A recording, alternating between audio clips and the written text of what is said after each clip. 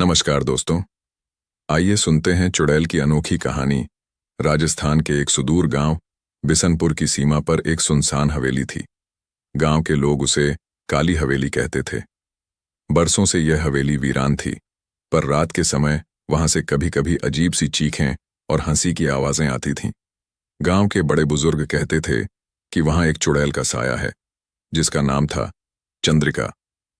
चंद्रिका कभी गांव की सबसे सुंदर और गुणी लड़की हुआ करती थी, पर गांव वालों के अंधविश्वास और डर ने उसे रूह बना दिया। चंद्रिका एक पंडित की बेटी थी। उसकी मां की मृत्यु बचपन में ही हो गई थी, लेकिन उसने अपने पिता की देखरेख में विद्या, संगीत और आयुर्वेद सीखा। चंद्रिका न सिर्फ सुंदर थी, बल्कि दयालु और बुद्धिमान भी थी।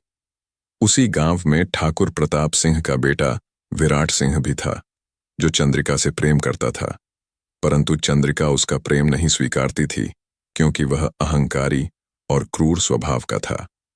अपनी हार बर्दाश्त न कर पाने के कारण विराट ने चंद्रिका पर काला जादू करने का झूठा आरोप लगाया। उसने गांव वालों को भड़काया कि चंद्रिका लोगों को बीमार करती है, उनके पशुओं को मारती है और तांत्रिक विद्या का प्रयोग करती है। एक दिन विराट ने गांव वालों के साथ मिलकर चंद्रिका को हवेली में बंद कर दिया और उसे जिंदा जला दिया। जिस दिन चंद्रिका की चीखों से हवेली गूंज उठी थी, उसी रात गांव में भयंकर तूफान आया।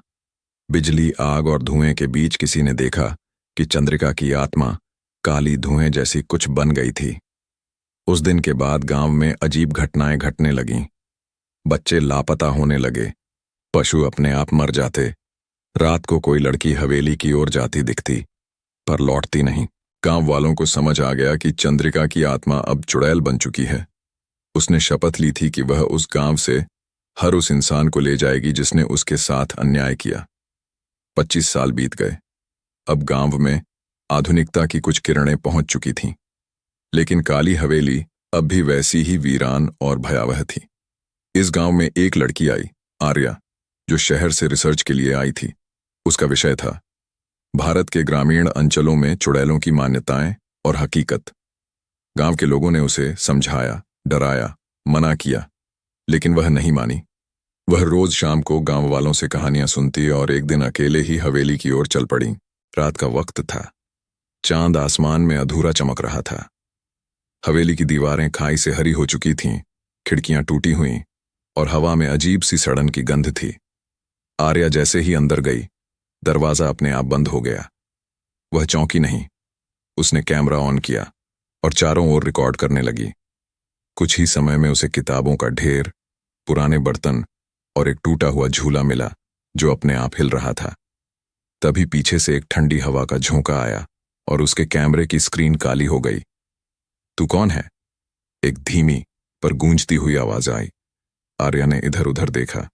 कोई दिखाई नहीं दिया। "मैं आर्या हूं। मैं जानना चाहती हूं कि आपके साथ क्या हुआ था," उसने डरते हुए कहा। हवेली में कुछ देर सन्नाटा रहा। फिर एक कोने से धुएं जैसा धब्बा निकला और धीरे धीरे एक स्त्री का आकार लेने लगा। लंबे काले बाल, लाल आंखें, झुलसी हुई त्वचा और हवा में तैरता हुआ शरीर। यह थी चंद्रिका की आत्मा। "तू उनमें से नहीं है जिन्होंने मुझे जलाया। फिर क्यों आई है?